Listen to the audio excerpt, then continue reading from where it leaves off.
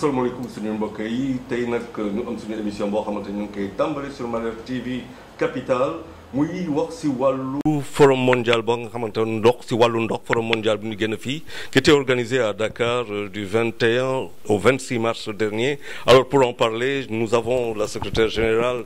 de la SONES Madame Fatou Ndiaye. Nous avons aussi ici Ndiaye Diop, directeur de relations publiques de Sen'Eau, le docteur Boubacar Bari nga xamante ne moom chercheur la qui nous parlera aussi de l'eau et bien entendu notre chroniqueuse étudiante à l'université Gaston Berger à l'UFR en économie pour parler de ce forum qui vient de se terminer à Dakar. Alors vous l'avez bien vu dam ko def en wolof et en français. Pourquoi? Pour la seule et simple raison que bon ñu bëri aussi faaw ñu boole leen ci biir parce que ñëpp làkk nu français. Voilà pourquoi nous parlerons aujourd'hui aussi bien en français qu'en wolof. Alors cette question je vais commencer par la poser d'abord en vous souhaitant la bienvenue sur notre plateau. Bonjour et merci d'être là Madame Ndiaye. Par ailleurs présidente aussi du comité du Forum mondial SONES. Merci d'être là Madame. Merci Charles Faye bon nag ñu ngi lay nuyu di la gërëm ci invitation bi ñu def pour ñu ñëw fii waxtaan ak yéen ci waxu ndox parce que forum bi ñuy soog a jógee forum bu am solo la woon bu am solo boo xam ne waxtaan na ci waxu ndox ak waxu assainissement boo ñu ci invité nag dañ ciy sawar a ñëw dañ ciy sawar a wax donc maa ngi ñu ngi leen sant ci invitation bi di remercier aussi ñi may bokkal plateau bi. ñoom itam Ndiaye Diop moom journaliste tey nag relation publique fële si Sen'Eau merci d'être là. jërëjëf Charles ñi seetaan ak tamit ñi topp Malher TV yëpp ñu leen di wax tamit jërë ngeen jëf wax ci forum bi am na solo ndaxte lu taxoon ay téeméeri nit ay doomu Sénégal ay africains ay citoyens du monde ñoom ñoo doon toppatoo wàllu organisation bi ci tamit jàppale ñi nga xam ne ñoom ñoo jiite wàllu ndox ci àdduna bi waaye tam wàllu ndox ci réew yi rawatina ci Afrique bu ñu demee nag ba def ko ba jàll jaadu na ñu ñëw waxtaan ak nit ñi ba xam mbir mi ndax li ci doon séntu am na luñ ci am ci naka la toll waaye tamit liñ jàpp ne buñ ca jógee buñ ko jëfee mu gën a baax wala mu gën a tane jaadu na liñ ñëw fii waxtaan ak ñoom jërë ngeen jëf maa ngi nuyu tamit ñi ma bokkal plateau bi. waaw di ñëw si docteur Boubacar Bari doon chercheur qui n'en dit pas plus par rapport à ses qualités chercheur mais bon spécialiste aussi de l'eau certainement pour aussi docteur Bari. Oui, je suis un hydraulicien de formation. Je suis chercheur depuis 40 ans, sinon plus, au Sénégal et dans des institutions internationales de recherche sur les questions de l'eau de manière générale. J'ai travaillé également pour le forum où j'ai été le responsable du volet eau pour le développement rural de manière globale. La réflexion sur le contenu scientifique du forum, j'ai été beaucoup impliqué. maa ngi profité ci occasion bi tamit pour gërëm la sant la pour invitation bi nga def di remercier ñi toog ci plateau bi ñu si bëri xam naa leen de nom wala ma tase nañu une ou deux fois mais ma yaakaar ni war nañoo mën a wax aussi si bilan bi mais mën nañoo war a wax ci problème mu ndox au Sénégal problème mu assainissement au Sénégal mais pas seulement au Sénégal mais dans le monde parce que forum bi forum mondial la ñuy wax waxuñu forum sénégalais il faut que ñu sóoraale ci loolu maa ngi lay sant di la gërëm. jërëjëf di dellu di ñëw si Yaay Awa Mbaye noonu doon étudiante en économie et la chroniqueuse de notre émission donc qui va intervenir tout à l'heure pour véritablement poser des questions et peut-être mettre mal à l'aise parce que le but aussi un peu c'est vraiment de parler de l'eau. Alors ce forum il a eu lieu fii Sénégal. Quelle était son importance? En quoi ce forum d'ailleurs est-il important au Sénégal et dans le monde? Question boobu boo ko posé naa ci sawar a répondre parce que forum bi boo xoolee bi mooy bu njëkk yoon bu njëkk ñu def ko fii ci Afrique soowu jant day regrouper ñëpp ñi wax ci waxu ndox ak assainissement muy ñi indi xaalis ñi jàppale nit ñi ci xaalis bi mooy partenaire technique et financier yi daf ciy boole collectivité locale yi daf ciy boole société yi intervenir ñi defar ay accessoires yu ñuy réaliser ouvrage yeeg yëpp donc boo xoolee chercheurs yi ci école ak ñi nekk ci école yi université yi yëpp donc day ñëpp ñi yëngu ci affaire wu système kii bi ndox ak assainissement bu ñu ne forum mondial dañu yëf yi daf leen di intéressé ñëpp am nañ ci wàll mu doon ci milieu rural bi ak milieu urbain bi donc bu ñu ne ndox xam nga ndox du ndox mi ñuy naan rek mais ndoxu gàncax bi ndoxu bi kii yi jur beeg yooyu yëpp ndox bi bu ñu ne forum mondial mooy que ne ndox ak assainissement moom ci monde bi yëpp la ñu doon discuter. Mais alors bu ñu waxee tam Dakar moo ko abrité c'est vrai c'était au centre international de conférence Cheikh Abdou Diouf autant pour moi fële à Diamniadio mais pourquoi Dakar lan la am ba ci Afrique di organiser forum boo xamante ne si kaw ndox pourquoi Dakar. Dakar de xam naa ne bu ñu xoolee ba xool am na lu ko yàlla sédd daal parce que demandé nañ ko waaye ñeneen demandé woon nañ ko waaye. wane nañ ci xarañte boo taxawaay boo xam ne wane ci xarañte boo xam ne jéem a convaincre ba wane ne que fii buñ ko fi defee dina mun a réussir parce que aussi bu ko koy organiser bëgg nga mu réussir et que bu ñu porté message bi dem fu nekk donc amoon nañ yaakaar te foog naa ne yaakaar bi tasul bi ñu ootee ñun xaaruñu woon lii ñu jot ci nit ñi fi ñëw xaaruñu leen woon li ñu am ëpp na sax suñu njort. kon am na ay retombées positives yoo xamante ne mun nañ ko vraiment mën a si suñu économie et par rapport à ce forum. xoolee déjà benn kii bu simple rek boo xoolee rek ñi ñëw rek hôtel yi ñu ëttu dañ dem ba hôtelu Dakar yëpp kenn amatuloon foo dëkk. Ils étaient combien de personnes. ma ne ko bi ma déggee li ma dégg Cheikh Fall wax moom 8000 laa dégg muy wax mais bi ñu ñëwee ñooñu ñëpp mënuñu leen a dañoo amoon problème pour héberger leen waaye yàlla def na ci sutura am na ñu dëkkoon fu sori mais ñu def ay navette ak yëpp ba ñooñu ñu mun leen a indi bu ñu xëyee mun a ñëw dem ci forum bi def la ñuy def bu ñu paree delluwaat. Alors je vais me retourner à vous vers vous docteur un tel forum de l'eau mondial de l'eau à Dakar pour le chercheur que vous êtes quelle importance peut-il tirer et surtout après les perspectives et les conclusions même qu'on peut tirer de cela. Le Sénégal a présidé le Conseil de sécurité que son Excellence le président Macky Sall a posé sur la table du Conseil de sécurité cette notion de eau et paix et c'est ça qui a enclenché la procédure loolu moo tax di dem di law ba Sénégal war a mën a présenter candidature pour mën a organiser un forum nag c'est la rencontre de l'eau la plus importante au monde tous les 3 ans lay am généralement c'est organisé dans une ville moo tax ñuy wax forum de Dakar comme ni ñu mën a wax forum de Brasilia ou ni ñu mën a wax forum d'Istanbul etc. mais c'est un État qui est derrière moo ko mën a organiser alors forum bi suñ ko organiser c'est parce que dafa am ay questions importantes parce que su ngeen fàttalikoo la première rencontre des Nations Unies sur l'eau mi ngi amoon à Mar del Plata en 1974 boobu ba léegi y a pas eu de rencontre sur le plan international de rencontre globale boo xam ne ONU moo ko organisé autour des questions de l'eau il se trouve que la prochaine rencontre c'est 2023 donc loolu dafay jox forum bi envergure mondiale bi mu doon wut pour discuter des problèmes de l'heure sur les questions de l'eau parce que problème mu ndox yi dafa am fépp ci àdduna bi mais dafa gën a tar ci yenn gox yi que yeneen yi Sénégal tamit li tax ñu tànn Sénégal dafa am benn domaine ci ndox boo xam ni ci la Sénégal nekkee à l'avance suñ doon joxe tey médaille mënoon nañ ko tappal Sénégal ne yaay médaille d'or bi ci question ndox loolu la ñuy wax hydrodiplomatie et hydropolitique mooy ñi nga xam ni dañuy partager ndox parce que ndox ci àdduna bi soo jëlee Afrique gii rek 64 bassins versants yi fi am yépp au moins 2 pays ñoo koy partager loolu la ñuy wax les eaux transfrontalières mais ñëpp gis nañu doxin bi ni Sénégal doxalee ak la Mauritanie le Mali la Guinée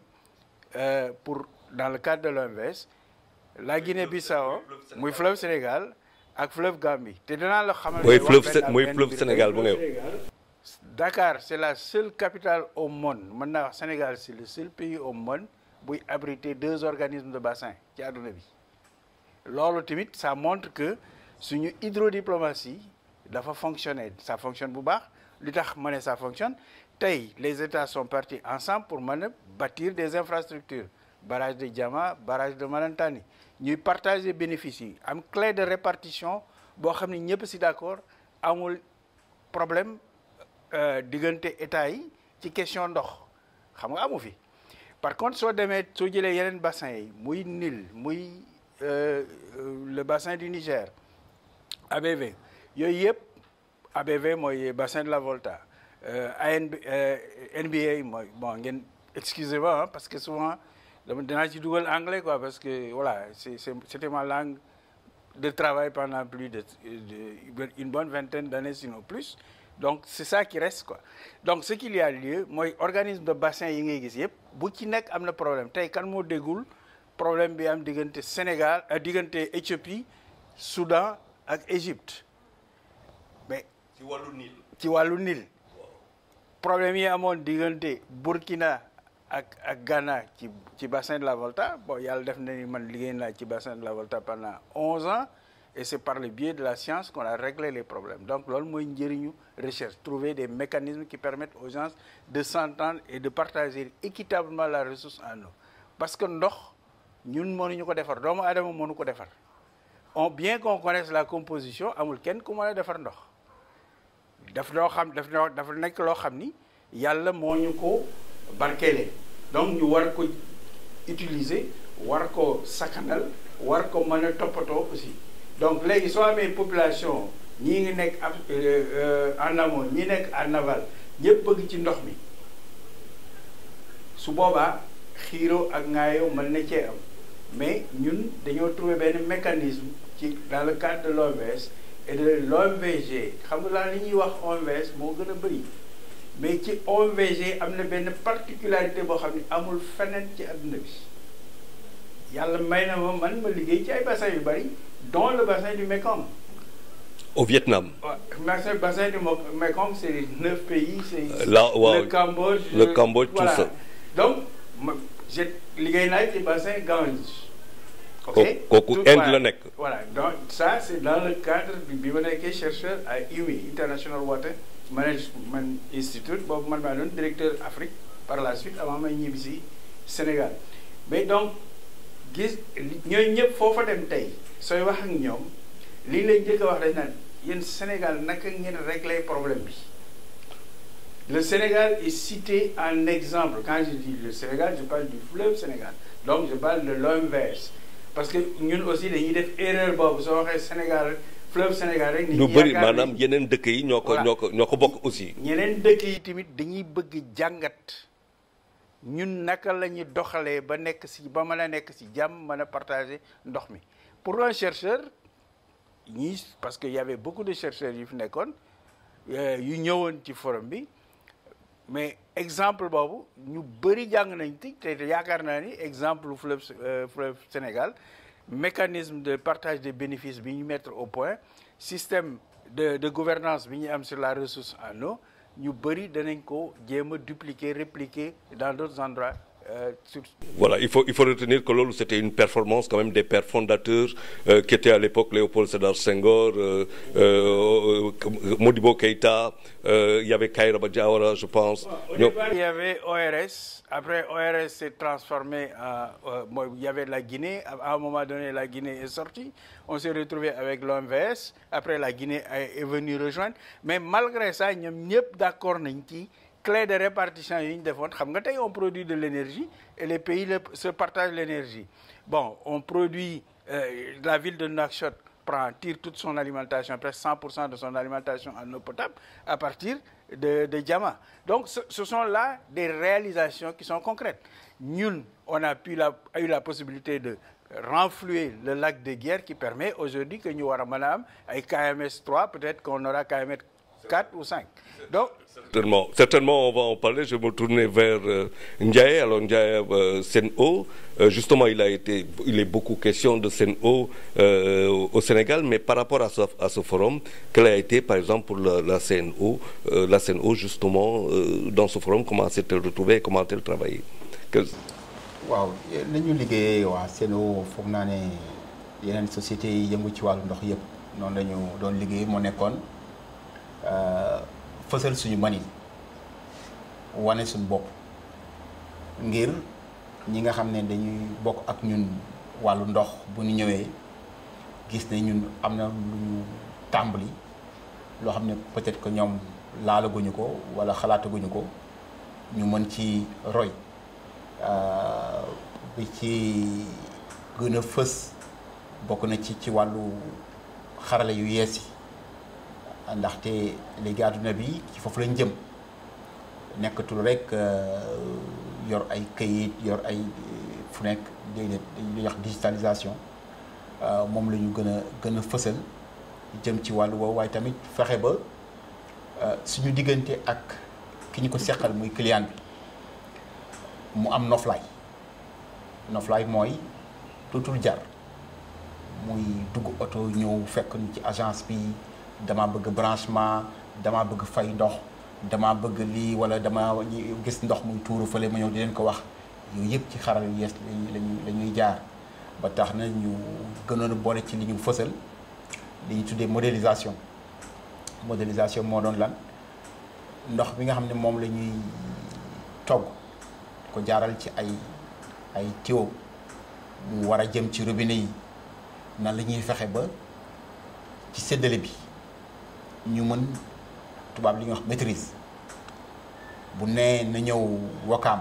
na nangam ci bu dee téeméer la na nangam ñëw Wakaam te bu mu ko ëpp du ko ëpp ndax jàpp nañu ne Wakaam loolu la war a soxla na nangam dem Géejawaay ñu mën ko def ba tuyau yi ci boppam toj yi muy faral di toj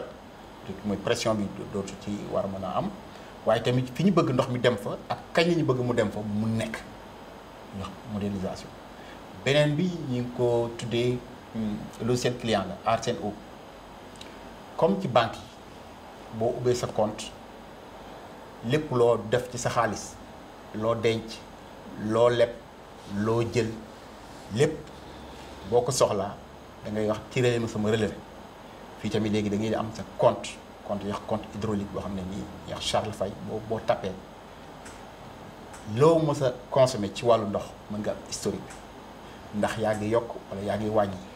waaye tamit lépp loo soxla sa diggante ak société bi muy Sen'Eau nga mën ko toog yor sa portable wala nga yor sa ordinateur nga mën ko seq ak ñoom te du la teree dox say soxla amul samedi amul dimanche amul leneen boo bëggee fay boo bëggee branchement boo bëggee signaler fuite boo bëggee ñaxtu maanaam nga ne kontaanuma ci leneen wala nangam yooyu yëpp nga mën ko fi jaare loolu moom mooy lu facture yi tamit jaaratul nga daan léegi sama facture ñëwagul boo amee sa compte boo tapé mën nga xam sa facture fu mu toll. maanaam da ngay am identifiant. waaw mën ko waaw identifiant. ak sa benn mot de passe boo xam ne yooyu yaa ko moom sa bopp. comme ci banque yi rek léegi boo xoolee banque yi bëri nga ñu e-banking ñu tamit mën naa ni Sen'Eau la war a mën a ko mais Sen'Eau la tudd. loolu lan la site internet la wala application. am na yëpp ci biir site mën nga fay mën nga yëpp soo duggee suñu site internet di sen'eau.sn possibilité yooyu yëpp di nga ko mën a am parce que logiciel bi liñ ci jublu moom mooy indi noflaay ki ñu seqal way jëfandiko bi que bu amatee soxla ak ñun du ko yàqal beneen soxla tey jii mën nga def émission nga ne ban heure lay pare ndax heure boobu waa Sen'Eau dinañ tëj wala duñ tëj heure bu la neexee amul guddi amul bëccëg amul samedi amul dimanche mën nga jokkoo ak mën nga seq ak ñun mën nga am tontu yi ngay soxla pour ñu indil la ko yooyu yëpp dañ ko mën a fësal yeneen yi tamit léegi mu ngi jëm ci boobu nan la ñuy fexee ba am gis-gis boo xam ne nii maanaam gis-gis bu ñuy wax gis-gis bu lay wër ndomb maanaam lu ñuy wax vision à 360 degrés ci ndox mi fu muy jógee ci source ba ci robinet ki koy jëfandikoo dara duñ ci ump léegi parce que ay capteurs la ñuy installé ci système bi ci réseau bi ci yëpp pour que ñu mën a xam d'abord qualité ndox bi fan lay toll waaye tamit pression ndox bi débit bi waaye tamit li nit ñi jëfandikoo fu mu toll léegi loolu la ñuy wax dama am vision distribution maanaam suñuy joxe suñuy xoolee bés bu yàlla sax dañuy am tableau de bord boo xam ne dañ koy xool xam ne Ouakam naa jox ne ñu ne cité El Hadj Malick quartier bi nekk cité El Hadj Malick guddi gi ndox mi yéegul automatiquement dañ ko mën a xam pour que suñu def ay mesures rectificatives wala ñu jël ay décisions di ñu ne nañu privilégier cité El Hadj Malick nañu privilégier zone boobu pour que ñu mën a am ndox parce que bi ñuy yeewoo gis nañ ne na mu waroon demee demoo ci distribution bi loolu mooy visio ci production bi tamit noonu lañ koy doxalee pour que ñu mën a am maîtrise ci parce que ñun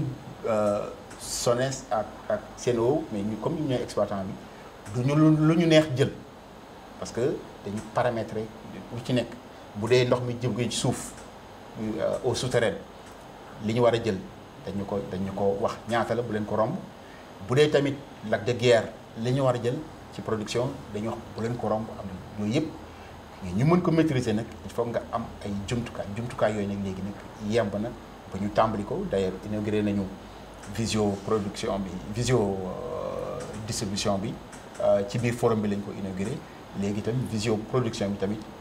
mi ngi tàmbali di dox yooyu yëpp bokk na ci loo xamante ni fësal nañu ko suñu yeneen nattangoo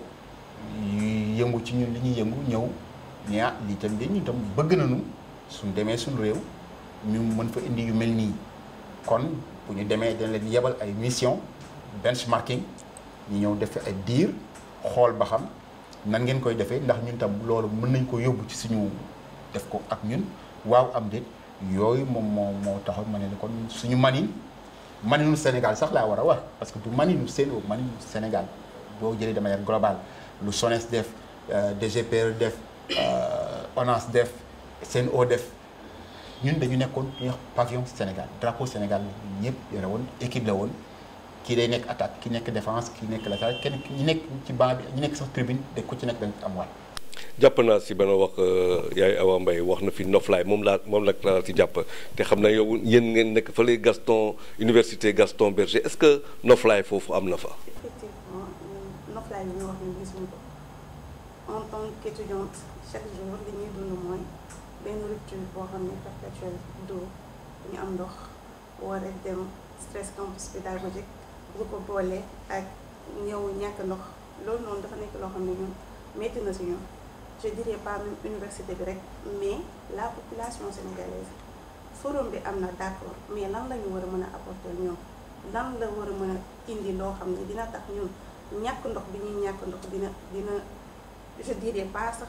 mu nekk loo xam ne day nekk à 100% mais moom au moins am benn amélioration boo xam ne population bi dina ci gis seen bopp tey jii nii moom buy wax capteur yooyu man je me dis que est-ce que dina marché ndax parfois nga ubbi ndox bi mu am beneen couleur léegi loolu noonu ñun est-ce que mën nañ utiliser loolu en tant qu'eau potable est-ce que mën nañ consommer loolu noonu te aussi tamit ñàkk ndox bi ñuy ñàkk ndox man li may wax parfois mooy li ma doon wax rek mooy bi forum bi di am ñi nga xam ne ñoo ñëwoon ndax est-ce que dunduñu sax ñoom tamit ñàkk ndox boobu noonu bi ñu ñëwee est-ce que dunduñu loolu est-ce que amoon nañ ndox. C'est la question à se poser. C'est une pierre dans le jardin de Ndiaye Diop wante man daal fekk facture yi laay wax rek est-ce que facture yi tam xam naa dina si waxtaan bu baax a baax parce que tout est beau wante facture yi yenn saa yi moom da ngay xoolaat ba dina lii lan moo ma dal man daal xam naa si dara mais dina rek xam naa moom di nga tontu suñu chroniqueuse gi dina madame Ndiaye si wàllu ndox c'est vrai que moom am na lu mu suñu nii yaay Awa mais am na fi KMS xaw ma fu ñu toll nii tey peut-être pour répondre à ces questions yoo xamante ne ay certaines préoccupations benn affaire boo xamante ne tam jàngoon naa ko si mooy que da di nekk Dakar dafa bokk si capitale adduna yoo xamante ne di ñoo gën a am problème ndox si wàllu xëy na peut-être nu ñu ko doon wax assainissement ak si wàll distribution ak xëy na tam si wàll inondation daanaka même si on considère que si wàllu inondation il y a des avancées significatives qui ont été faites quand même ces dernières années. d'accord bu ñuy wax ci waxu ndox d'abord pour Dakar bu ñu xoolee rappel historique bi bu ñu ko defee Dakar dafa nekk presqu'île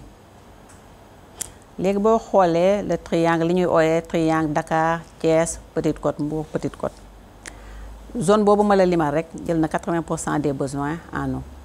c'est-à-dire fa la soxla ndox mi ëppee. bu ñuy soog a début bi Dakar nan lañ ko doon alimenté forage ay début bi forage la woon rek fii Dakar population bi di yokk ñu gën a dem vers Thiaroye ñu jógee Thiaroye dem vers Pout ba li ñu egg ay tey ji littoral nord mais boo gisee 70 la ñu def usine ñiit bi boobu parce que dafa amoon année sécheresse yu ma ci lañ ko defee mais biñ ko defee boobu ba léegi boo xoolee chaque année ñu ngi am li ñuy ooyee ñun un programme d'investissement bu ñuy wax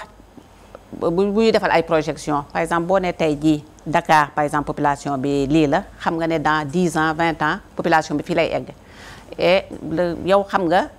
problème yi ngay rencontrer ouvrage yi nga war a réaliser pour pouvoir faire face à la demande donc ñun dañu defar un programme d'investissement di ko topp di jéem a satisfaire demande de population yi mais parfois que triangle bi ma lay wax ni population bi di yokkee moom dafa dem dayo parce que ñëpp a ngi biir ci triangle boobu ba nga xam ne du ma ne mënuñu ko mais dangay am parfois ay jafe-jafe.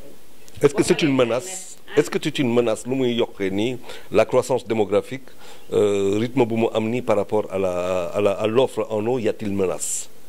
Bon, à terme fu concentration bi di gën di important bu yàggee dina am menace mais ñun fi mu nekk ni ñuy jéem a def mooy que ne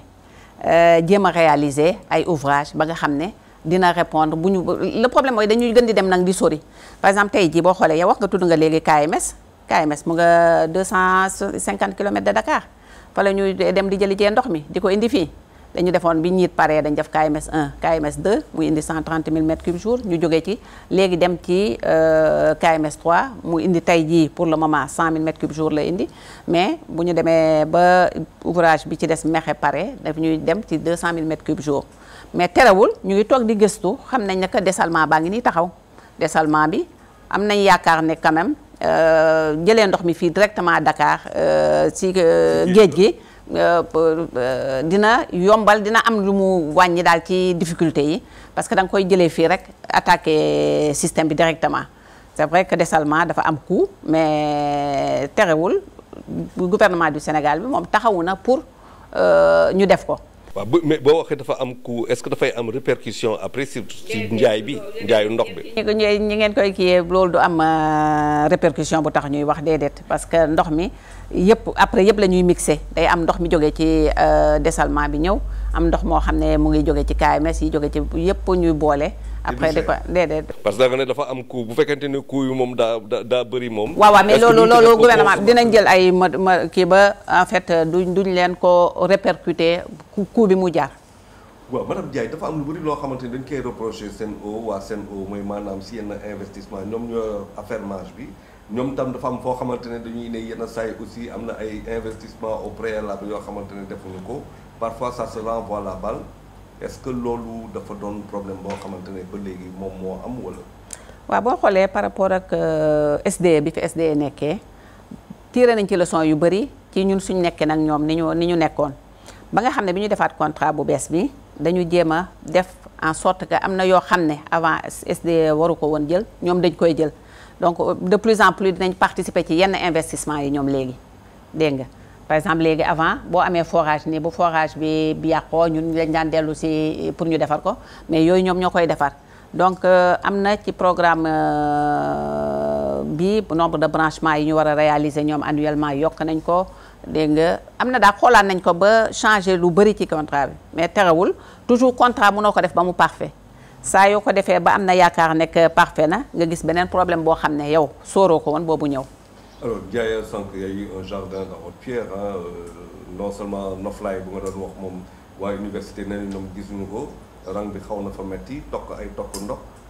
waaw ma njëkkee ci wàllu université bi du université Gaston Berger rek. parce que dañuy wax ne commune bu ville bu Saint-Louis moom moo am jafe-jafe ndox waaye loolu c'est de manière structurelle fii may wax ak yéen SONES mi ngi réaliser ndax SONES moom mooy patrimoine bi mooy def réalisation investissement yi 2e usine de production Bango pour que mu mën a dabu ba romb soxla ndox bu Ndar ku ne xam ne ni am na quartier yoo xam ne ci Ndar ñi amee ndox gënalul ña fay yeewoo waaye loolu saturation la ñuy produire moom moo tax nit ñi niñ koy soxla rawatina bu ñu tollee ci tàngoor bi jamono sedd bi nii déggaloo kenn jooy ndox Ndar fi mu nekk nii c'est-à-dire donc bu ñu yeggee ci période de pointe maanaam bu yeggee boobu foo xam ne nii ñëpp dañu koy soxla ba pare soxla bi dafay yokk day mel ni rek veille tabaski wala veille màggal nga bëgg a jaar ci autoroute à péage loolu mooy pointe bu dee dara xewul boo génnee da ngay dem lu la neex ngay daw bu yeggee ci période boobu yoo xam période pointe nag boo nekkee damay misaal pour que nit ñi ma xam lu may wax image ko soo duggee ci péage bi fay taxul nga daw lu la neex da ngay rang ko ñëpp bu dee ndox tamit bu ñu yeggee ci yenn période yi nit ñi ni ñuy songe ndox bi parce que tàngaar bi moo koy waral ak bëgg-bëgg yi moo koy waral ku nekk li nga soxla doo ko mun am parce que fu mel ni Ndar benn usine moom moo fa nekkoon wante gis SONES ak SEN'EAU ak kilifa yi gis nañu ne war nañu fa yokk jumtukaay yi muy beneen usine te loolu incha allah yàggatul dara détail peut-être Fatou Ndiaye dina ci ñëw wax kañ lay war a mën a pare pour que Ndar mën a am une autosuffisance ci wàllu alimentation ndax bu dee dama jël cas spécifique mën naa bu université bi. université bi étudiants yi ku ne xam ne at mu nekk ñoom seen bopp xam ñu ñaata junni lañ ci yokk. Fatou Ndiaye junni na ko léegi dafay kon faussé bépp prévision wala bépp calcul boo xam ne ci wàllu ndox wala ci beneen infrastructure muy néegi déjà léegi da ngay buñ ñu néegi ñun ñi xamoon ñun néeg ay ñaar ñoo fa ne nekk boo demal ci néegi nga xool ñaata nit ñoom ñooy ñaata étudiants ñoom yeewoo ci néegi loolu dafay répercuté ci demande bi booleeg am na leneen loo xamante ni ñoom tamit un peu congénital par rapport à l'UGB ñaari réseau la ñu am te benn réseau bi ñoom xamuñu réseau boobu fan la ndox mi jaar ñoom seen ndox mënuñu la wax ndox mi fi lay dugg nañ la génneel seen facture ñu wax la xamuñu ndox fu muy jaar ils ne maîtrisent pas le réseau université ñun dem nañ fa gunge nañ leen wax nañ ak ñoom wante dafa laaj ay coûts yoo xam ne université bi nee na moom mënu ko génne pour defar ko xam nañ seen jàngoro bind nañ ko ordonnance waaye dafay toog ak jàngoro ak feebaram ak mettitam ndax nee na amul lu mu jëndee ordonnance waaw médecin bi nag lu mën mooy xool la dafa la diagnostic ne la lii moo lay faj demal jëndi ko boo nee nag médecin demal jënd ma ordonnance nag beneen affaire lay doon mais université moom gis nañu ne cas boobu moom mooy seen problème bu ñu amoon xaalis tey mën nañu régler seen problème ndox pour une bonne partie. naa dinañ ci ñëwaat si yow Yaya Mbaye je vois que yaa ngi yàkkamti kii mais docteur Barry une question que je vais poser dafa am on a des problèmes d'eau c'est vrai mais quand même le Sénégal c'est 3 fleuves c'est plus que 3 fleuves il y a aussi d'autres cours d'eau il y a des lacs comment se fait-il qu'on puisse avoir la Casamance qu'on a la Gambie par ailleurs qu'on ait le Sénégal mu am ay organisation sous-régionale ak ay dëkk yoo xamante ni ñoom ñooy frontaliers et que le Sénégal ait un problème d'eau. Il faut comprendre deux choses quand on parle de pénurie d'eau. Je l'explique toujours quand je suis invité sur un panel. Il y a deux formes de pénurie d'eau. Il y a la pénurie physique, c'est quand la ressource n'existe plus. mooy la fa nekkoon nekkatu fa jeex na comme nee naa la mënuñu ko defar su jeexee jeex na gas yi comme ni mes parents bëgg la c'est fini léegi on va aller ça c'est la pénurie physique ça on l'a pas au Sénégal. Ce que nous avons, c'est la pénurie économique. C'est-à-dire la ressource, elle est là, mais tu n'as pas les ressources pour la mettre en valeur et la mettre à disposition. Nga mën ko jox nit ñi amoo suffisamment de ressources parce que ça te coûte trop cher. léegi maintenant soo xoolee Sénégal ni mu bindoo soo Sénégal ñàkkul ndox parce que mënoo adossé aussi géej ba noppi nga ne da nga ñàkk ndox. Premier nonsense bi foofu la commencé beneen aspect bi mooy Sénégal si soo jëlee projection yi ñu def parce que man liggéey naa ci projection yooyu il y a de cela quelques années il y a des projections dans le monde global jusqu'en 2050. C'est pas fortuit 2050. Pourquoi parce que les projections sur des changements climatiques, c'est sur des périodes. Il y a un minimum. Quand vous avez des projections changement climatique, minimum, il faut gagner 30 ans. Donc on avait choisi délibérément 2050 une projection jusqu'à 2050, c'est-à-dire sur 50 ans. Donc, si on regarde les cartes, nous sommes dans une zone de stress physique. C'est-à-dire manquer de l'eau. La couleur a changé, mais nous sommes rouge comme Afrique du Nord. Vous savez à des centaines et des centaines de mètres pour manquer de l'eau. Donc, mais physiquement, le Sénégal bindo ndox mu neex mi dafa nekk à la périphérie mooy fleuve Sénégal fi nit ñi gën a sakkane fi doomu aadama yi gën a bëree moo gën a ñàkk ndox wala ndox ma c'est de qualité médiocre soo jëlee bassin arachidier mooy centre bi. mooy Saloum mooy Diourbel mooy commencé depuis Louga di wàcc ba Nioro loolu mooy bassin arachidier bi. foofu xam nga foofu la nit ñi gënoon a bëri. avant béykoor bi mais foofu ndox yi dañoo am xorom ban façon xorom la ñu am. ñoo bicarbonaté sodique beneen xeetu xorom la léegi dindi xorom soosu nañ yombul wala ñu fluoré mu am fluor soo bëggee def dessalement wala dans ces conditions là wala nga bëgg a def défluoré dindi fluor bi mooy. joxe bëñ mooy bëñ suugu yi voilà wala jigéen ju nekk en état su ko naanee mën na indi ay déformation ci xale bi donc ndox yooyu ñoo gën a bëri foofu te loolu moo kenn mënu ko dindi parce que ndox mi ci fa muy dawee ci suuf roche mère bi moo koy polluer xam nga ndox mi fa mu tëdd fa mu lalu waaw su ma nee pajaas ba ci boppam foofu lay éléments yi di jóge kooku mënoo ko dindi c'est géologie mënoo si dara li nga mën a def rek mooy nga traité ko te traité ko du yomb dafay laaj koom-koom bu am doole léegi yeneen yi soo jëlee yeneen fleuve yi Gambie c'est vrai que am na eau douce fleuve Gambie une bonne partie ci li nekk ci Sénégal soo jëlee Casamance il faut aller en haute Casamance pour que nga mën a am eau douce parce que soo jël li commencé Ziguinchor ba fa muy àggee bëgg a duggee Kolda bras de mer la c'est de l'eau salée loolu moo tax les ballons là c'est tous des ballons salés de manière globale pour ñi dem Casamance parce que c'est une ancienne mangrove soo jëlee Saint-Louis si boppam c'est une ancienne mangrove ce qu'on appelle la vallée là ancienne mangrove la soo demee ndox mi daw ci biir suuf si dafa am xorom moom it mooy Ross Béthio zone boobu yëpp soo xoolee les eaux sont salées dans la vallée je parle bien de la vallée je parle pas du Djeri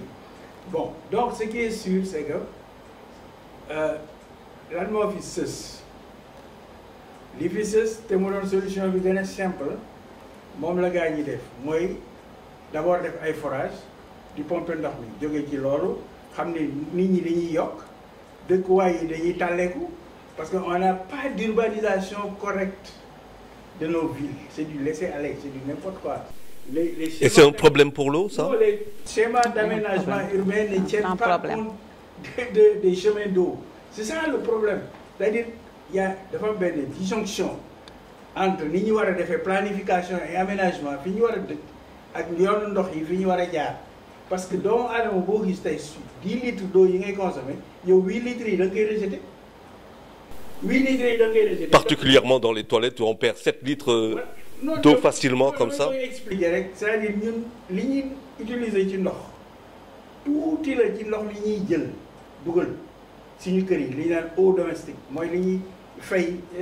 seen eau wala di ko fay Aquatec wala ñeneen parce que ñun dañuy rejeter li ñuy ëpp dañ koy rejeter loolu ñuy rejeter fan lañ koy yóbbu fan lañ koy sànni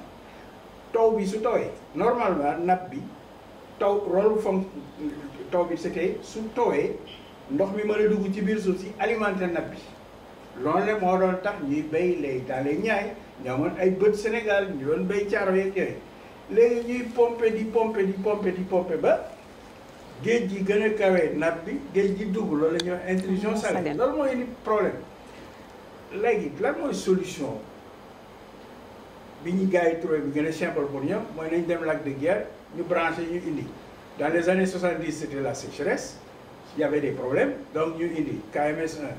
1 léegi ñuy dem 2 léegi ñuy dem 3 suñ continuer nii mën nañoo dem ba 10 moom. Mais le lac de Guiers n'aura plus d'eau. Y a-t-il des risques? Non, le problème qui se pose, c'est que le lac, il est maintenant alimenté par le fleuve, et si le fleuve est régulé, c'est-à-dire si on peut laisser un débit de transit dans le fleuve, maintenant nous alimenter le lac. Mais jusqu'à quel point? Il faut un modèle hydrologique correct pour le définir. Te defe naa amagul dañuy coow rek wax ji moom bëri na trop macha allah ku nekk a ngi wax ku nekk a ngi tàlli mais il y a un problème de gouvernance de l'eau au Sénégal. Gouvernance institutionnelle de l'eau. Qui est à la charge de l'eau? Quelles sont les directions qui sont à charge? Tu as une direction boo xam ne tey dañ ko waroon a jox cër bu rëy mooy la DGPR, la direction générale de la planification et de la gestion des ressources en eau. Ouais? Gestion et planification des ressources. Mais en même temps, tu as un office des lacs et cours d'eau. Mais naka la nga mën a amee deux services comme ça kii moom mooy responsable lac et cours d'eau kii mooy responsable gestion mais c'est pas possible dafa war a nekk benn entité donc il faut que les gens réfléchissent non plus politique mais réfléchissent cohérence dans la ressource en eau parce que il faut un bilan hydraulique correct il faut un maillage hydraulique correct et c'est loolu foofu la ñu war a investir suñu énergie suñu ressource suñ ko ci defoon tey danañ xam de combien on dispose, jusqu'à quand on dispose et combien ça va nous coûter au robinet par litre d'eau chez tout un chacun au Sénégal. C'est possible. Beneen aspect bi ñu nekk yaa ngi wéeru si géej mais dessalement mais c'est aussi vieux que le monde. C'est pas c'est-à-dire ni ñu koy présenté da ngay yaakaar ni dañu lay bëgg a wax lii lu bees la et puis suñu la bëggee wax lu bees ñu bëgg la indil un mot savant ñu ne la non osmose inversée. Mais l'osmose inversée, c'est fait depuis que le monde est monde. Vous comprenez? Ce n'est pas des choses qui sont extraordinaires. Man, dama yaakaar ni ku dem Canaries, Grande Canaries ak Petite Canaries, foofu il y a 250 voilà, fii rek à 45 minutes de vol de Dakar. Ils ont 250 mm de pluie maximum par an. Maximum. Ñoom loolu la ñuy am. Dakar a le double. yaa ngi dégg te c'est plus vert que Dakar pourquoi parce que seen ndox mi yëpp ci géej gi lañ koy jëlee mais tu peux faire des usines dessaler l'eau utiliser l'énergie solaire et l'énergie éolienne pour alimenter les usines pour les dessaler et c'est ce qu'ils font ils ont une batterie d'usines de 33 000 m3 d'eau par jour il y en a plein et les eaux qui sont rejetées parce que c'est des zones touristiques ils rejettent beaucoup d'eau les eaux sont retraitées ba mu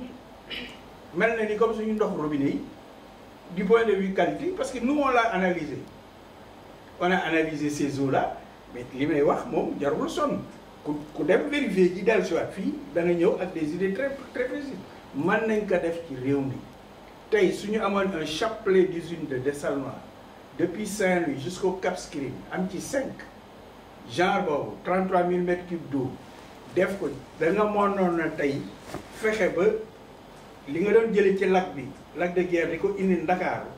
da nga ko réduire de manière significative et ceux qui sont dans le bassin arachidier pourront bénéficier au même titre que ceux qui sont à Dakar sur d'une eau de qualité douce et utilisable parce que c'est pas normal que ñun ñi nekk Ndakaaru ñuy am ndox mu neex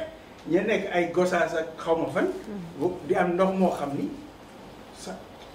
baaxul ci seen wér-gu-yaram et du loolu rek mooy problème bi mooy le coût de santé publique que cela pose parce que si l'eau n'est pas de qualité il y a une incidence sur le point de vue santé et donc ça devient plus cher et si l'eau n'est pas disponible les filles vont plus à l'école il faut qu'elles aident la maman à la maison dem di puiser ji dem non mais il faut ñu réfléchir le maillage hydraulique de ce pays-là sérieusement comme la plupart des pays l'ont fait ailleurs et ça marche. Avant de revenir à vous, Madame Ndiaye, il y a une question, c'est ce que je comprends ici. Il y a une intelligence de l'eau, mais il y a aussi, avant peut-être ça, j'ai demandé à Ndiaye Awa, il y a aussi l'économie de l'eau yow ngay nekk nga nekk étudiante en économie bu ñu waxee ndox bi pour naan rek ndox bi pour sangu rek am na yeneen usage yoo xamante ne moo wàllu si wàllu béy ak feneen ak industriel même ak dans l'agroalimentaire. Est-ce qu'aujourd'hui on n'est pas parce que ak lu docteur wax nii maanaam pénurie bu mu def c'est par l'économie parce que tout simplement peut-être que dellu ñu ndox comme une potentielle économie de l'eau. soo may touché muy tontu ma wax ci affaire boobu parce que si da nga touché un point qui est extrêmement important tey soo jëloon la part de l'eau bi dem ci agriculture c'est entre 70 et 80%. Mono, tu ne peux pas cultiver soo amoon ndox comprendre nga su la neexee mën nga cultiver sans sol mais tu ne peux pas cultiver sans eau ok moo tax ñuy wax culture hors sol mais sans eau tu ne peux rien faire ok 70 à 80% de ndox mi ci àdduna bi agriculture moo koy jël et c'est valable chez nous. L'eau a un prix et loolu tamit il faut ñu d'accord ci loo xam ni da nga koy jël doo ko jël à l'état brut utiliser ko da nga koy traiter da nga koy utiliser da nga koy usiner donc il y a un coût. Maintenant la question c'est quoi ce coût-là? Qu'est-ce qui rentre dans ce coût-là et comment peut-on faire en sorte que ce coût-là soit un coût social acceptable et comment peut-on venir en aide aux plus démunis? Avec un retour sur investissement. Mais bien sûr. Dans l'économie de l'eau. Justement, alors on a 10 minutes, on va essayer d'aller très vite maintenant sur l'économie de l'eau justement. Effectivement, parce que du loo xam ne consommation kese la tey jii ñi ngi wax wàllum li nga xam ne mooy mbay effectivement ñoom am nañ problème ñun ñu nekkee côté boobu rek xam nañ ci dara parce que dafay dem ba ni fleuve bi nga xam ne moo leen peut-être moo si lañ daan pour kii dañuy am problème pour jot ci ndox boobu noonu donc lenn am na ndox bu amul mënuñu wax ni économie bu avancé mënuñu ne dañoo bëgg benn avancement bi comme président de la République ni mu ko waxee ci kiiwam bi nii par rapport à la nation voilà par rapport à l'agriculture te à chaque fois ñi ngi gis ni ñi ngi def ay jéego ci loolu noonu pour nga xam ni lan mooy suqali agriculture mais mënuñu ko def sans ndox mënuñu ko def sans ndox tey jii nii bu ñu xoolee Dakar nu muy mel à chaque fois inondation et tout pourquoi pas ñu jéem a xool benn système boo xam ne dinañ jéem a drainer ndox bii nii yóbbu ko peut-être côté Bawol bi yooyu noonu. traité ko ñoom ñu utiliser ko et pourtant mën na nekk parce que ñun mën na bi mu ngi ñuy sonal donc dafa nekk yoo xam ni am nañ ay spécialistes ñoom la ñu war a jox ku si nekk dañ lay jox li nga xam ne moom nga yeeyoo moom nga yellool nga liggéey ko ndax tey jii nii mënuñu jiital politique peut-être je dirais bien wala ni nañ jéem a def lii pour inaugurer pour benn voie moi alors que population bi ñi ngi dund loo xam ne tey jii nii li ñuy wane ce n'est que la partie visible de l'iceberg kon nañ jéem a xool li nga xam ne moo nekk source bi comme professeur lu mu ko waxee je suis en phase avec lui parce que li nga xam ni mooy problème ndox bi nañ ko jox ñi nga xam ne ñoo ko mën a régler et le problème de waaw dama ne est-ce que mënuñu gën a xoolaat mbir bi parce que yaa ngi wax sectoriel mais boo waxee sectoriel ku si nekk te ñu xam suñu dëkk ak suñu culture maanaam ku si nekk boo téyee sa bopp amul communication boobu amul kii en principe de base communicant est-ce que ça ne crée pas plus de problèmes que ça les règle ah yëf yi daal war nañ ko gën a approche bi ñu wax a daal mooy une approche boo xam ne lépp wax nañ ko xool doo xool rek de manière sectorielle war nañ def noo xam ne tey jii définir des politiques yoo xam ne global yoo xam ne dafay li ñuy wax inclusive nga xam ne day permettre nga xool tey jii surtout ndox mi yëpp muy ndox mu baax mi ndox mu bon bi boo ko xoolee ba pare nga trouver des solutions yoo xam ne boo defaree ndox mi baax ba mu baax ba ñu kii ko utiliser ko la ñuy rejeter ñu xool lañ ca mën a def li ci mën a dem ba ca béykat ya ñu def ko mu dem ba ca béykat ya ça fait ñëpp mun cee gis seen bopp daal. est-ce que xëy na ma daf ngeen calcul boo xamante ne si wàllu investissement lu muy laaj wala tollagu leen foofu. bon loolu xëy na peut-être nga laaj après chercheur bi xam naa ne ñàkkul nekk am na lu ci mais ku nekk toujours ñun par exemple tey jii ndox lañ la mën a nekk dinañ xam ne en terme d'investissement lu ñu war a def fii ba tel horizon bëri na waaw keneen itam toog ci lu xam ne moom tam lii ak lii la soxla de manière sectorielle. Alors nous sommes quasiment arrivés au terme de notre émission. Je vais juste avoir une question et je vais vous demander à chacun de répondre en 1 minute. On parle de l'économie bleue, mais est-ce que le Sénégal ne doit pas-il entamer la révolution bleue? Docteur. Dans le forum, on a introduit un terme. On a dit, c'est un terme sur lequel j'avais beaucoup insisté qu'il soit, et heureusement qu'il est là-dedans, un deal bleu. Deal bleu. Un deal, un accord bleu. Parce qu'il faut que tout le monde entier là, adduna bi ñu mën a toog mën a xam ni ndox c'est une moom mën na sànq adduna bi su fi amatul. Donc il faut qu'on s'entende sur comment faire pour pouvoir profiter de l'eau. C'est ce que moi j'appelle la productivité de l'eau. Naka lañ ko mën a defee ba nga xam ni béykat bi avec une goutte d'eau il va produire plus. yow seen eau goutte d'eau bi nga mën a jox ma mën ko jëriñoo. Il y a une forme aussi d'éducation qui va avec ça. Tey l'exemple que je donne souvent mooy nit ki suy jàpp day dem ubbi robinet bi alors qu'avec un quart de litre il peut faire ses ablutions. Il a 5 ablutions à faire dans la journée, c'est 1 litre d'eau, mais il va ouvrir le robinet, il va utiliser chaque fois 10 litres d'eau. Ça se multiplie par 5, ça fait 5. Une meilleure éducation pour l'eau, Ndiaya.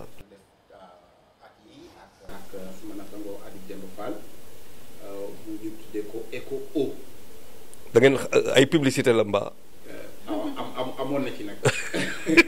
émission bi amoon na aussi sensibilisation ak éducation di dem ci nit ñi dem ci élèves yi dem ci enseignants yi dem ci bàjjenu gox yi dem ci délégué de quartier yi dem ci imam yi waxtaan ak ñoom ci nan la ñuy fexe ba li ngay brossoo nga mën a wàññi ndox mi li ngay jàppoo nga mën a wàññi ndox mi waaye tamit sas doo yi nan la ñuy def ba xool ko léegi. boobu defe naa 7 litres ndox bu la ñuy sànni noonu. saa soo xëccee rek presque minimum suruxal nga juróomi litre. waaw bëri na. waaw léegi bu fekkee kër gi fukki nit la am ku ci nekk gàtt nga dugg juróomi yoon ci gànnaay bi donc ku nekk jàpp loolu tax ndox 5 litres dina ko mën a sotti. kon yow maa ngi door a comprendre pourquoi suñu facture yi di cher yéen noonu leen. yooyu yëpp dafa am ni dañ koy yëpp nii mais nii duñ ci rendre compte dañ naan rek mais ñi fa nekk changé wuñu am te léegi li am mooy ndox mi disponible nañ ci lu ëpp ci quartier yi nekk Dakar production bi yokk na tubaarkàlla fi mu nekk nii plus de 500 000 mètres cubes jour la ñuy mobiliser pour partie bi madame Ndiaye doon wax sànq muy triptyque bii di Dakar Thiès ak Petite Côte. loolu kon c'est-à-dire que déficit bi ñu doon wax mën nañu ni suul nañu ko léegi li des moom mooy ñu gën a rationaliser li ñuy indi waaye tamit gën a baaxaat gën a améliorer wàllu distribution bi. bu ko defee nit ñi mën a gën a gis seen bopp ci wàllu ndox parce que loolu lu am solo de ñi yaxanal parce que yaxanal bi nekkul ci poche nit ci de même état day tax mu ne usine war naa defar usine nangam bu ñëw waa SONES ak ñeneen defee planification bu fekkee nit ñi fekk nañ état bi ci philosophie pour mu mën a ñuy mën a yaxanal ndox dañuy usine bi ñu ko war a defar dans 10 ans peut-être que dans 20 ans lañ ko war a mën a soxla parce que loolu mooy kii usine boo xam ne par exemple KMS 200 et quelques milliards 274 milliards état dina mën a jël xaalis boobu mën ko investir feneen moo xam ci njàng mi la moo xam ci santé wala ci feneen parce que boobu nit ñi éducation bu ñu bëgg pour ñu koy yaxalal ndox ànd nañ ci ak moom adhéré nañ ci ak moom mu ne kon jarul may def par exemple KMS 4 dans 5-10 ans su fekkee ne nit ñi ñu ngi koy yaxalal ndox mi peut-être dans 20 ou 30 ans la ñuy war a mën a soxla lu mel noonu donc yooyu yëpp c'est lié chaîne la boo xamante ni moyen bu manqué rek day xaw a feeñ day xaw a sooxal li ñu bëgg si gàttal est-ce que facture bi ak quand lay wàññi à l'instar de l'électricité am nañ pétrole am na gaz est-ce que ndox bi dina wàññeeku. facture damay faral di wax ne bu dee wàllu tarification arrêté ministériel moom mooy wax ne ndox bi mètre cube bi nangam joxe tranche am tranche sociale am tranche pleine am tranche sociale. tranche sociale bi 202 francs le mètre cube bu fekk nga dépassé les 20 mètres cubes sa consommation. 20 mètres cubes mooy 20 000 litres d'eau. waaw. par jour. waaw. bimestre mais loolu dafa dindi trop. waaw loolu c'est négligeable. waaw. Un homme normal, il a besoin de minimum 50 litres d'eau par jour. L'homme est per capita. C'est vrai. Ouais, donc, tu prends une famille, si on lui je vous donne les premiers 20 mètres cubes. À 202 francs de mètre cube. Donc l'eau est chère au Sénégal. Mais très cher. Justement, Ndiaye, l'eau est très chère au Sénégal pour les ménages, l'eau est chère au Sénégal pour les industries, l'eau est chère au Sénégal pour les producteurs. L'eau est chère au Sénégal. Non, suñu facture yi en tout cas dafa cher. du ma wax ne l'eau est chère. du ma wax aussi les factures sont chères au Sénégal li may mën a wax mooy facture bi lii tax ñu mën ko générer daa am ndox mu jaar compteur appareil la boo xam ne dafa calcul ci jaar. Compteur bi moo cher. du question compteur bi compteur bi nag machine comme sa caméra yi nga yor nii da ngay ñëw benn bis ñëw ne doxul wala sa micro nga ne lan moo xew ci bu boobaa da ngay seet ndax micro bi moo am problème wala lan am na foo koy testé ko def compteur aussi buy dox ba mu yàgg bu amee yenn âge yi ñaar ñu mën a am muy li ci ëpp dafay sous-compté wala mu surcompté. surcompté bu boobaa moo tax sax SONES dafay sant ñuy renouveler 30 000 compteurs. Des compteurs qui sont faits au Sénégal ou qui sont importés? Mais pourquoi pas des compteurs intelligents comme l'électricité? ci loolu lañ jëm ci loolu lañ jëm parce que soo gisee fi nekk Ndiaye, comme on est quasiment arrivé au terme, les techniciens il faut comprendre que nous sommes arrivés au terme à la réalisation. compteur bi mooy arbitre entre consommateur bi fermier bi compteur bi lu mu màgg moom la ñuy facturer mais ki ñu ko facturer mën na ne man d'accord ma dem étalonnage mais balaa étalonnage am na ay étapes yoo xam ne mën na ko def moom ci boppam mën na ko xoolal boppam lenn Charles Faye balaa ñuy tëdd nga ñëw comme am nga les smartphones yi ngay ubbi sa compteur photo dem tëj sa robinet yëpp nga xam nga index yi soo yeewoo comme bokk nga ci ñi njëkk a yeewu ci nga ñëw xool ndax index bi nga photo woon ba tey moom moo ci nekk waaw am na ndax bougé na su fekkee ne bougé na war nga soupçonné ne am na sa ndox fu muy jaar nga jëm ko recherche mais ñu ci bëri nag ñuy faral di tay def geste boobu étalonnage bi moom mooy peut-être mooy dernier recours parce que boo demee dañuy jaar 7500 pour nga yóbbu ko ci port bi te foofu ay inspecteurs poids et mesure ñoo xam dañuy assermenté ñoom ñooy testé éprouvé compteur bi bu vertee ñu ne la compteur bi gis nañu ne baax na dara nekk ci demal nga fay sa facture bu xonk ñu ne waa c'est facture bi baaxul compteur bi moom baaxul te boo amee soupçon ci compteur bi rek ba def étalonnage li ñu njëkk a def mooy dindi compteur bi nga xam ne wóorloo indi la beneen bu bees ba pare bu ñuy référé wu pour defal sa facture ci facture yi nga d'accord ne yow yaa ko consommé fay ci loolu la ñuy sukkandiku nga indi facture yooyu yëpp dañ koy may ni mais dañ faa ni ne jar damay sonal xam naa ne ñoo ëpp doole demewul noonu ñun bu ñu demee foofu ñun ak client bi ñoo yem at dañu ñëw taxaw waa inspecteur poids et mesure ñooy ñëw liggéey bépp ñun ñoo ko yor ñun dañu ñëw toog kaay toog ñu toog jox ñu seet kaay xool ñu xool baax na nga ñaan kon da ngay fay baaxul seetlu dem nga reprendre facture bi nga def. Nous sommes arrivés alors sur cette dernière question justement par rapport au deal bleu. deal bleu bi foog naa ne lu ñu génnee dossier bu ñu génnee ci forum bi la lu ñuy def déclaration de Dakar bi li am solo ci boo ko xoolee dañu il faut que ñun ñëpp ñu xam ne que acte ku nekk acte bi ngay posé war nga ko xool lu tax parce que comme nii ni ngay nangoo bàyyi sa kër nii lu ñu wax nii par exemple di jàpp bàyyi ndox mu kii il faut que ñun ñëpp ku nekk conscient que ne am na geste yoo xam ne war nañ ko def économie d'eau bi ku nekk dafa war a commencer ci kër gu nekk bu ñu ko commencer ci kër gu nekk dina permettre sax ñuy différer investissement parce que perte en dehors de perte ndox yooyu ñuy bàyyi noonu di ko yàq ci kër yi réseau bi dinañ am problème parfois mu am ay fuite donc boo xoolee ne que bu ñu defee économie d'eau ci biir kër yi loolu te amul wàññi perte d'eau yi muy am ci réseau yi dinañu mën a différer investissement yu bëri donc il faut ku nekk xam ne que tey jii dañu war a ñun ñëpp ànd doon benn di ku nekk di def économie d'eau au niveau de fi nga dëkk bu ñu ko defee ba pare dina permettre ndox mu bu ñu mën a am en surplus sax ñu mën a def investissement def ci beneen yeneen zone mais bu dee bu ñu defee tey jii benn investissement dégg nga ñu dama ne ñu yàq ndox mi ni ñu kiyee daal mais comportement yi c'est-à-dire dañ dul parfois sax da nga dul conscience que ne li nga def yaa ngi yàq ndox alors que ne mun nga def neneen noo xam ne dina permettre nga gën a économiser ndox mi. de nouveaux comportements. donc de nouveaux comportements baax na ñu am ko bu ñu ko amee dina permettre ñu différer investissement parce que investissement yi dafa cher da ngay dem wuti financement bi financement bu nekk aussi dafa am lu mu lay dikkee donc bu ñu la dimbale dina am loo xam ne di nga looy fay la looy delloowaat la donc te baax na te ñun ñëpp ñu changer suñu comportement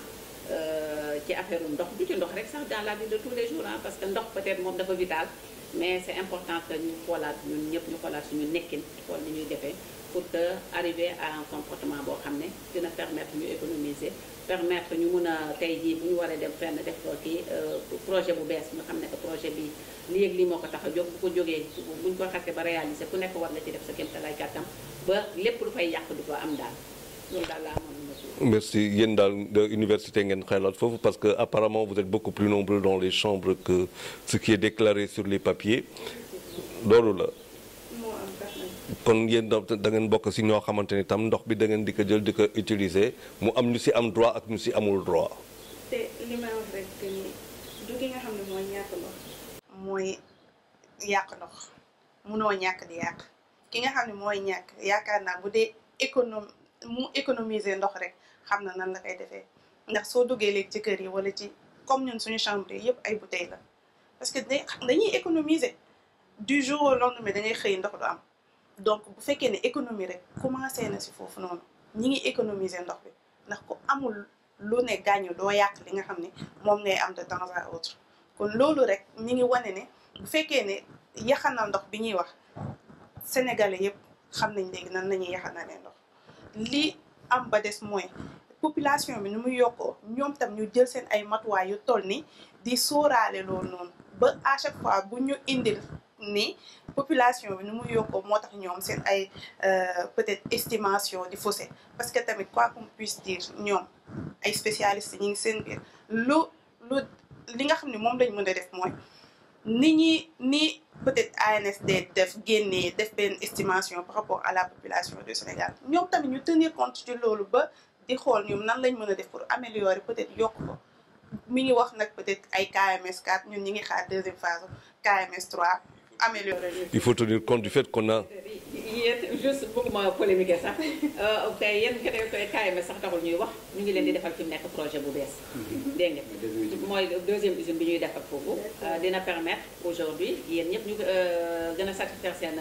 besoin du yéen rek sax Bango ak ñeneen. ak Kédougou tam dégg naa Kédougou am na loo leen fa defar aussi. Kédougou am na lu ñu fa defar parce que Kédougou problème bi ñu daan am mooy que ne dañ daan jël forage yi ñu daan am forage yu faible débit la parce que ci socle bi la nekk.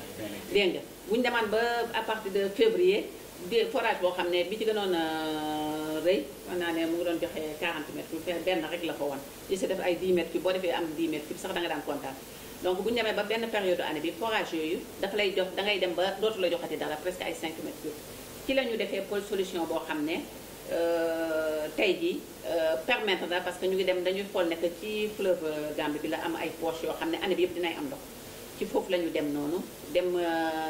installé fa ay ouvrage ba nga xam ne dinañ mën a di alimenter benn bassin bu mag bu ñu def nag dégg nga bu 50 000 mètres cubes boo xam ne moom la ñuy feesal bu ñu ko feesalee bu ko dina permettre bu ñu nekkee ci période yu difficile yooyu ñu mun a alimenter population yi de manière correcte. ak ñoo xamante ni ñoom ñooy béy wala population yi rek lay doon. pour le moment loolu ñu defagum population yi rek la ma ne ko bu ñu li ñu defal maintenant bu ñu demee ba forage yu Samba Gallo bi pare boobu forage château d'eau. forage barrage de Samba Gallo. moom mai juin lañ koy tàmbale moom. bu demee ba pare dina bu agriculteur ñëpp dinañ ci mën a gis seen bopp. waaw dégg naa forage barrage bu am maanaam la 30 mégawatts te liggéey bi léegi moo tàmbale ko ñu ngi ci phase étude yi defe naa. waaw rek di leen ne daal j'avais le plaisir de recevoir ici Madame Fatou Ndiaye qui est secrétaire générale à la SONES mais aussi présidente du comité d'organisation SONES du Forum mondial, présidente du Forum mondial pour SONES. Il y avait aussi Ndiaye Diop, directeur de relations publiques. Nous étions avec le docteur Boubacar Bari, chercheur spécialisé aussi en questions d'eau, et notre chère chroniqueuse Yaya Ambay, étudiante en économie à l'université Gaston Berger de Saint-Louis. Pour vous dire, donnez rendez-vous pour notre numéro certainement que vous pouvez voir, je vous rappelle encore, Capital sur www.maderpost.com ou les applications telepac.net ou encore africaorigine.net. Merci et au revoir.